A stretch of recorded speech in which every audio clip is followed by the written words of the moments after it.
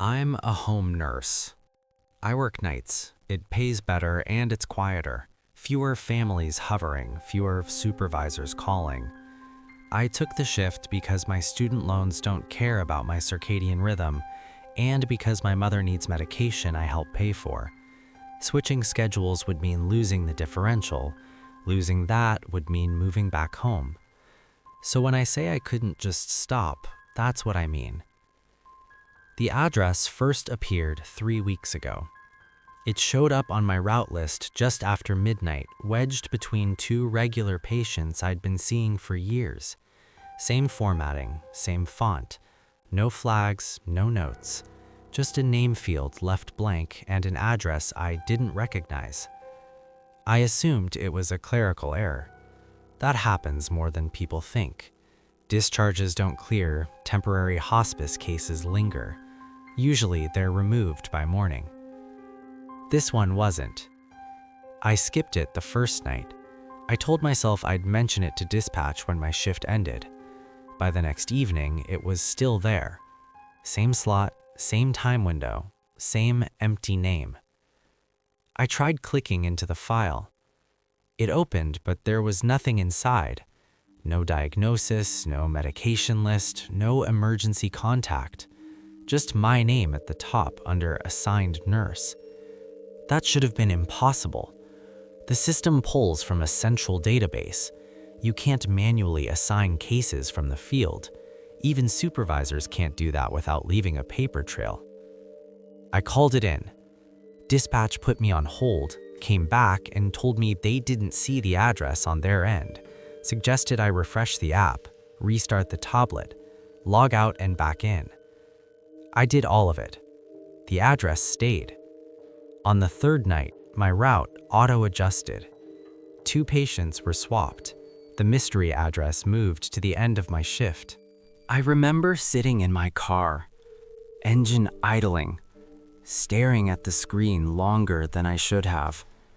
There was a tight feeling behind my eyes, the kind you get when you've been awake too long and your brain starts skipping steps.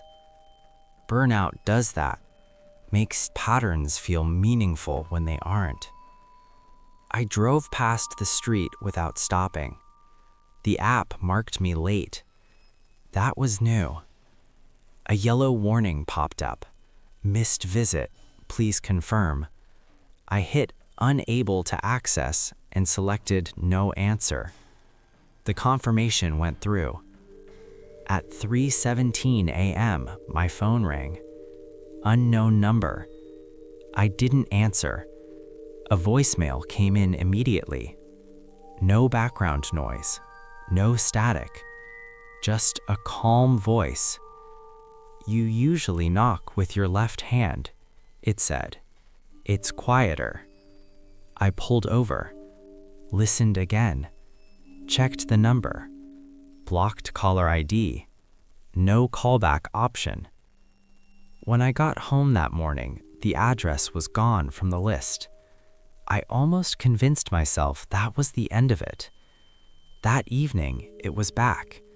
Same slot, same empty name. This time, there was a note. Patient is sensitive to being ignored. I didn't tell anyone. I should have. I know that now. But part of this job is learning to downplay things, to keep moving, to not make problems bigger than they are. I told myself I'd just do a drive-by, confirm it was a bad address, close the loop. The house was at the end of a short cul-de-sac I'd never noticed before, even though I'd worked that area for years. Single story, lights on, porch clean, no mailbox, no number on the curb. I sat in my car for a full minute before getting out. When I walked up the steps, the porch light flicked off. I knocked anyway. 3 seconds later, the door opened. The man inside smiled like we'd met before. "Good evening," he said. "You're right on time." I didn't ask his name. I don't know why. "Come in," he added, stepping aside. You can start in the front room. We'll talk about the others later. I stayed on the porch. I'm sorry, I said. I think there's been a mistake. He tilted his head slightly. You always say that, usually on the third visit. I felt my stomach drop. I don't think so, I said. He looked past me, down the street.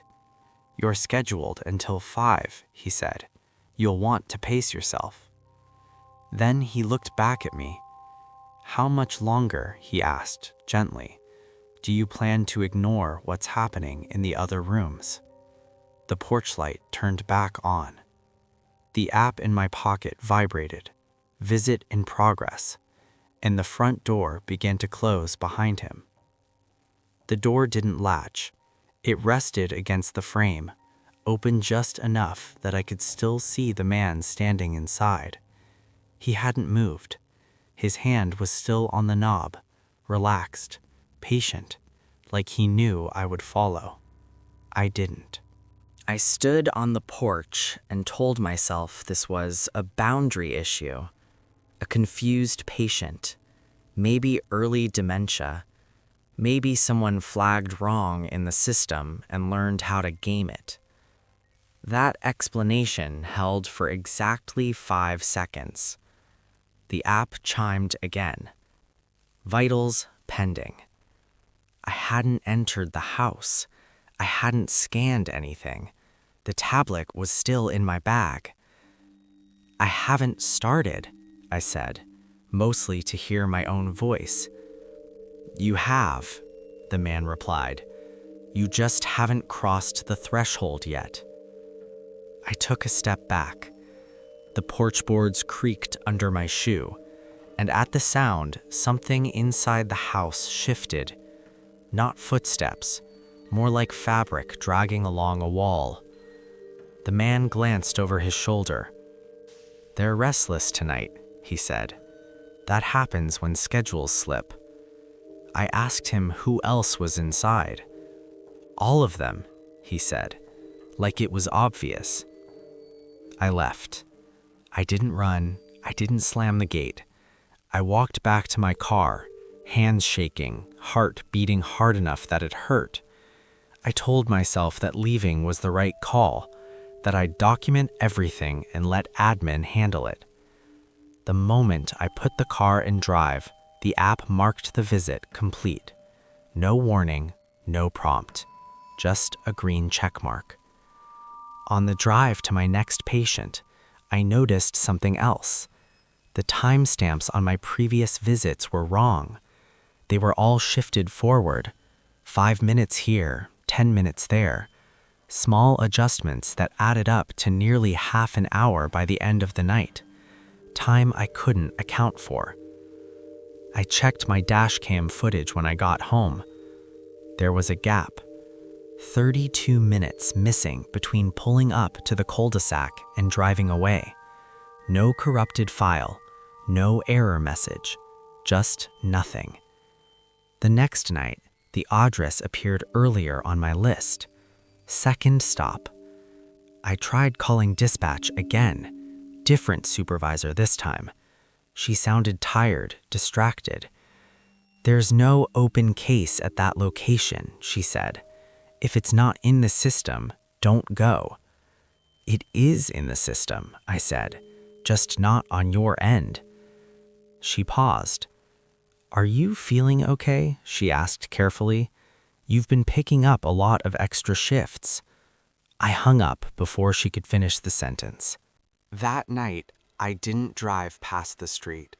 I turned onto it. The house looked exactly the same. Lights on, clean porch, door already open. This time when I knocked, the man didn't smile.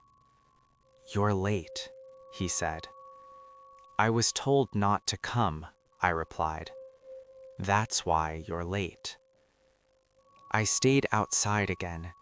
I asked him how he knew my schedule. He named my patients. All of them. Not just the ones from this week. Ones I'd stopped seeing months ago. Ones who had passed. ones who'd been discharged quietly without family. He recited their routines, their sleep patterns, the rooms they preferred, the ones they avoided. "You're very good at noticing small changes," he said. "That's why you were assigned."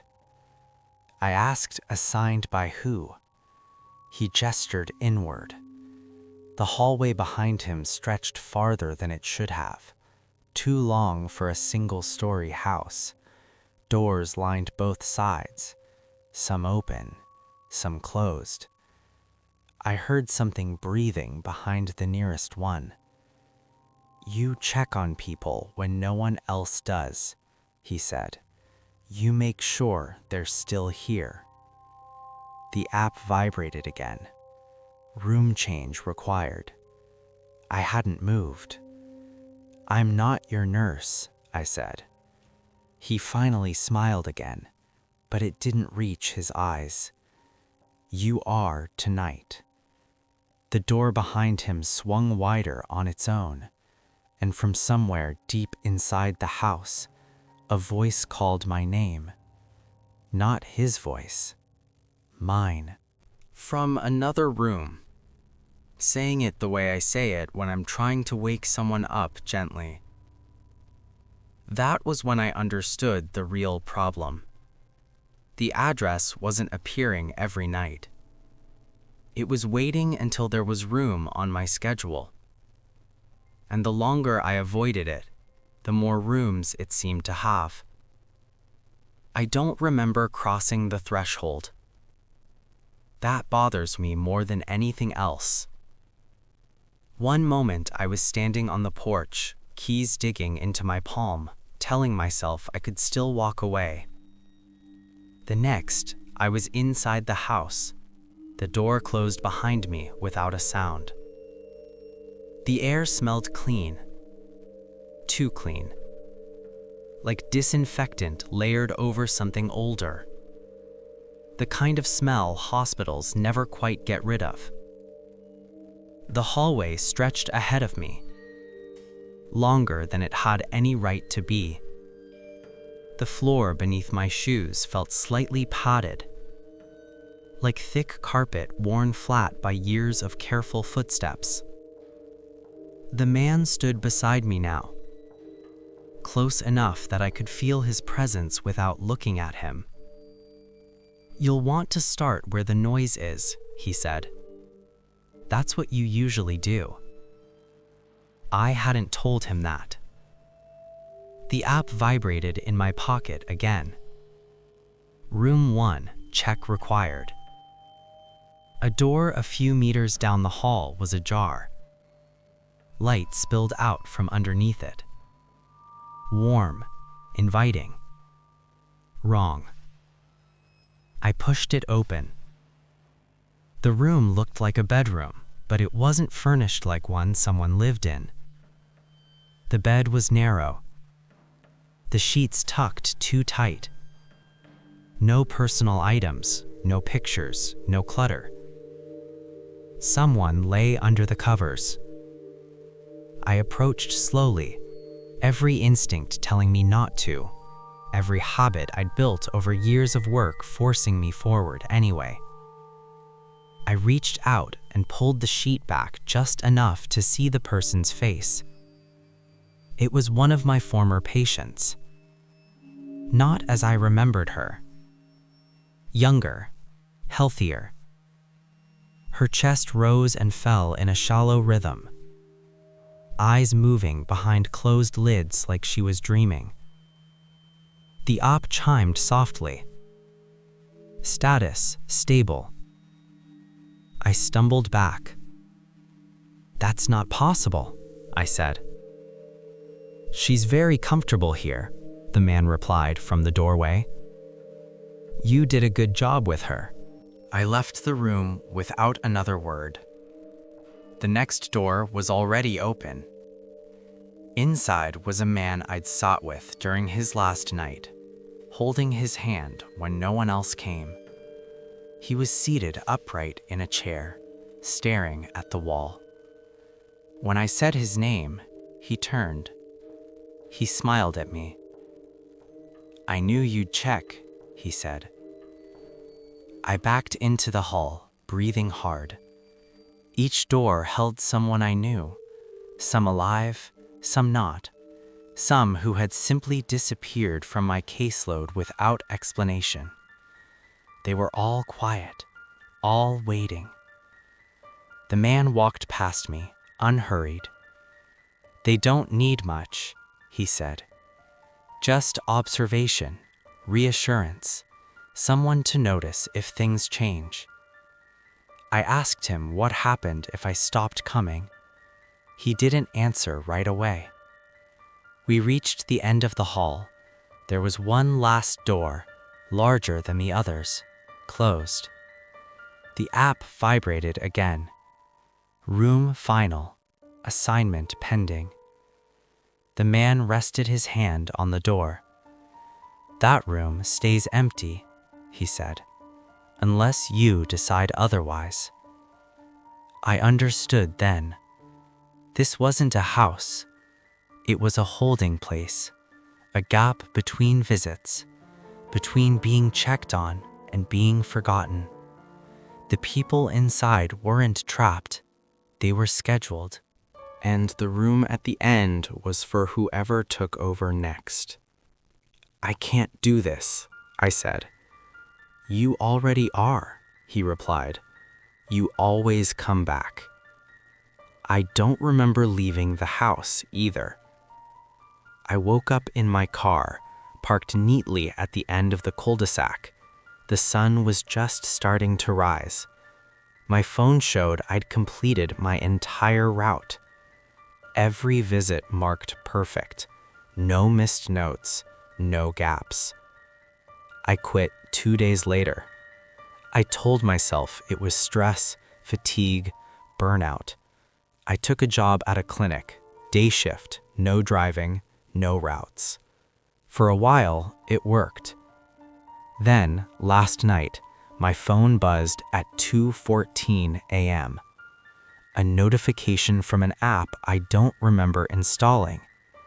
New assignment available. There was an address attached, my address, and beneath it, a note. Patient is sensitive to being ignored.